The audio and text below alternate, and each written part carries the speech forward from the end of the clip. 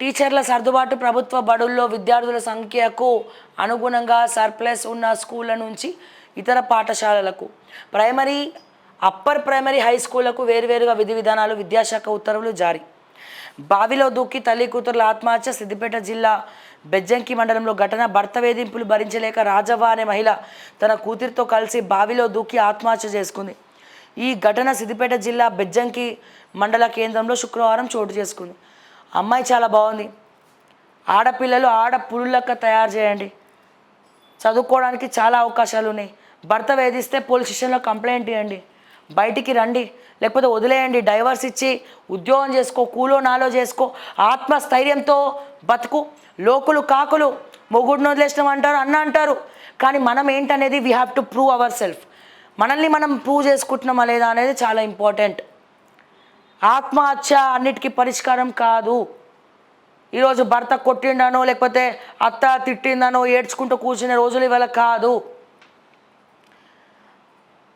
వాళ్ళు మారతారా? సరే మారకపోతే ఏం చేస్తావు? టార్చర్ అవుతుందని చెప్పి ఆత్మహత్య చేసుకోవడం వల్ల ఇన్ని బిడ్డను కూడా ఇన్ని రోజులు పెంచింది వృధానే కదా.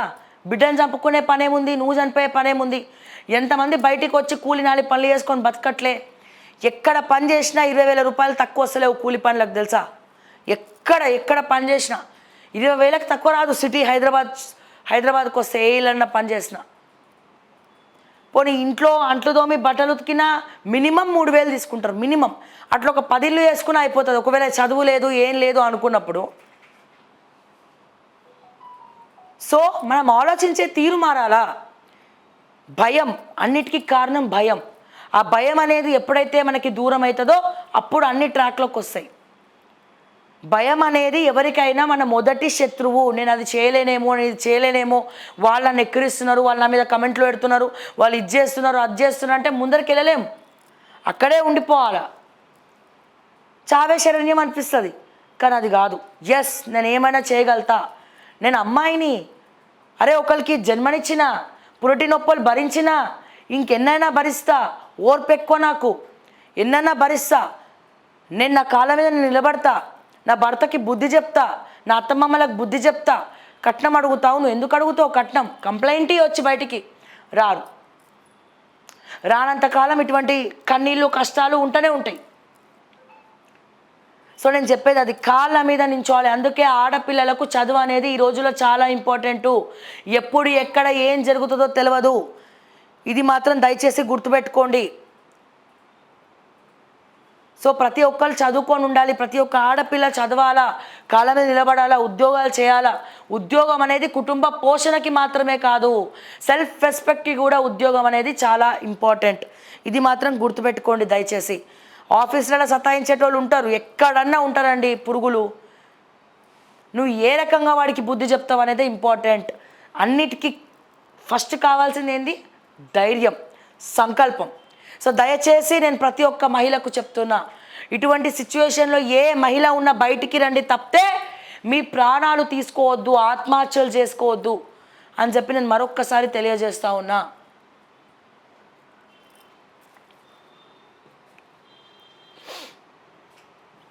తిరుమల లడ్డూపై సిబిఐ విచారణ అవసరం. జంతువుల కొవ్వు వినియోగం ఆందోళనకరం. అన్య మతస్థులకు నాస్తికులకు టిటిడి పగ్గాలు ఇవ్వడం వల్లే కల్తీ. హిందూ ధర్మంపై దాడికి భారీ కుట్ర. ఏపీ సీఎంకు కేంద్ర సహాయ మంత్రి బండి సంజయ్ లేఖ. తిరుమల శ్రీవారి లడ్డు విషయంలో కల్తీ దందాపై సిబిఐ విచారణ జరిపితే వాస్తవాలు బయటికి వస్తాయని కేంద్ర సహాయ మంత్రి బండి సంజయ్ అన్నారు. ఈ విషయంలో అంతిమ నిర్ణయం ఏపీ ప్రభుత్వందేనని సంజయ్ స్పష్టం చేశారు.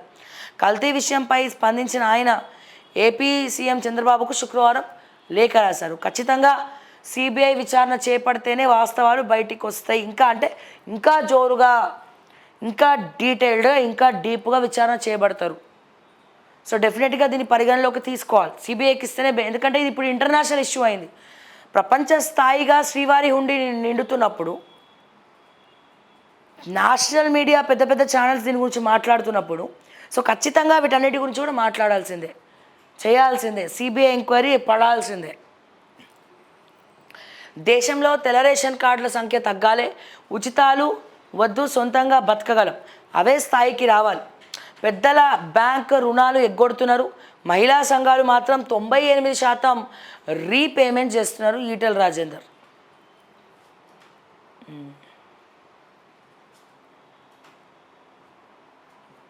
మరి ఈటెల రాజేందర్ గారు చేసింది ఏంది? సివిల్ సప్లై స్కామ్ ఏంది 5,000 కోట్లది? తెలంగాణ రాష్ట్రం ఏర్పడిన తర్వాత మొట్టమొదటి సివిల్ సప్లైస్ శాఖ మంత్రి ఎవరు? ఈటెల రాజేందర్ గారే.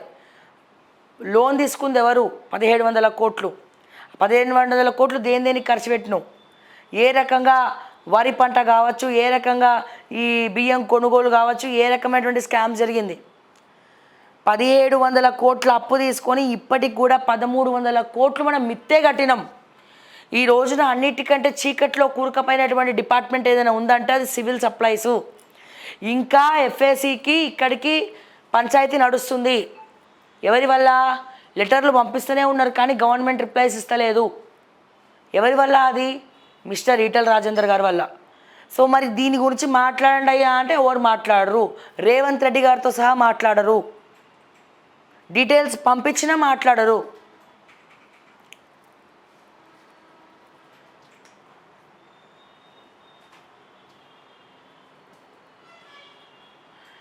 జానీ మాస్టర్కు 14 రోజుల రిమాండ్. లైంగిక దాడి కేసులో ఉప్పర్పల్లి కోర్టు తీర్పు. స్థానిక ఎన్నికలకు కాంగ్రెస్ సన్నద్ధం. నేటి నుంచి జిల్లాల వారీగా రివ్యూ మీటింగ్లు. గ్రామ స్థాయిలో సమర్థత ఉన్న నేతల గుర్తింపు, పార్టీ బాధ్యతలతో పాటు అభ్యర్థిత్వం ఖరారుపైన దృష్టి. క్షేత్రస్థాయిలో సంస్థాగతంగా బలోపేతంపై ఫోకస్. అన్ని స్థాయిల్లో కొత్త కమిటీలు. అన్ని స్థాయిల్లో కొత్త కమిటీల ఏర్పాటుపై కసరత్తు. ఎంపీ, ఎమ్మెల్సీ, ఎమ్మెల్యేలకు భాగస్వామ్యం. సమావేశాలన్నీ కూడా వారంలో పూర్తి చేసేలా ప్లాన్.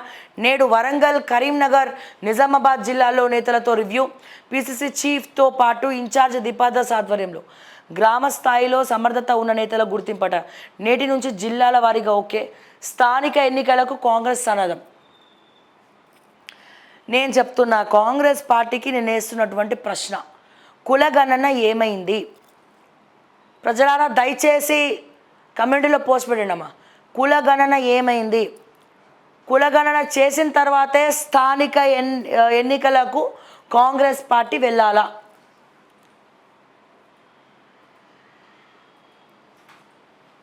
కులగణన ఎప్పుడు జరగాలి? ఎన్నికల ముందు, ఎన్నికల తర్వాత. స్థానిక ఎన్నికల ముందు జరగాల, స్థానిక ఎన్నికల తర్వాత జరగాల.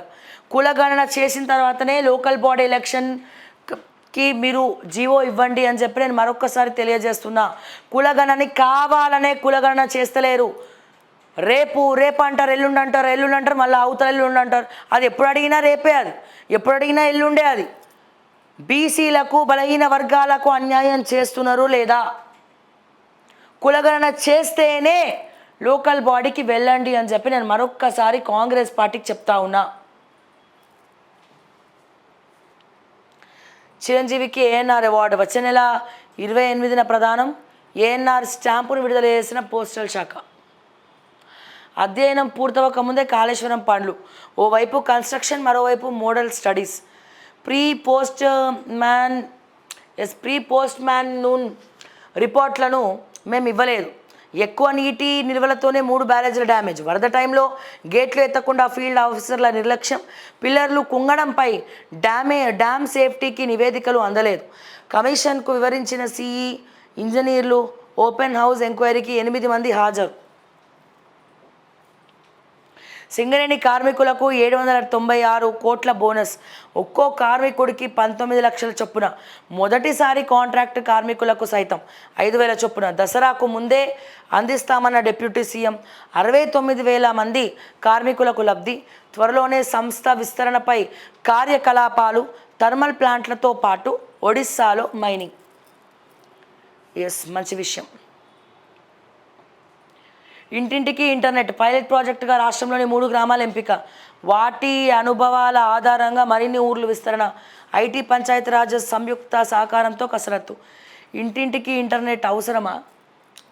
ఇప్పటికే యువత ఇంటర్నెట్ అత్యధికంగా యూజ్ చేసి ఇంటర్నెట్ ఏ రకంగా వాడాలో ఆ రకంగా వాడకుండా ఇంకో రకంగా వాడుతున్నారు ఎక్కువ మంది. నేను చెప్పేది కొంతమంది అదే ఇంటర్నెట్ యూజ్ చేసుకొని మెడికల్ సీట్ తెచ్చుకున్న వాళ్ళని కూడా మనం చూసినాం, అదే ఇంటర్నెట్ యూజ్ చేసుకొని చదువుకుంటున్న వాళ్ళని మనం చూస్తున్నాం. కానీ దారి తప్పే వాళ్ళే ఎక్కువ. సో ఇది కూడా పరిగణలోకి ప్రభుత్వం తీసుకోవాలా. ఫ్యాక్ట్ చెకింగ్ యూనిట్ ఏర్పాటుకు వీల్లేదు. ఐటీ సవరణ నిబంధనలు 2023 అమలు నిలుపుదల. ఆ నిబంధనలు రాజ్యాంగంలోని ఆర్టికల్ 14, 19కి విరుద్ధం. కేంద్రానికి బాంబే హైకోర్టు సంచలన ఆదేశం. స్టాండప్ కమెడియన్ కునాల్ క్రమా పిటిషన్పై విచారణ నేపథ్యంలోనట.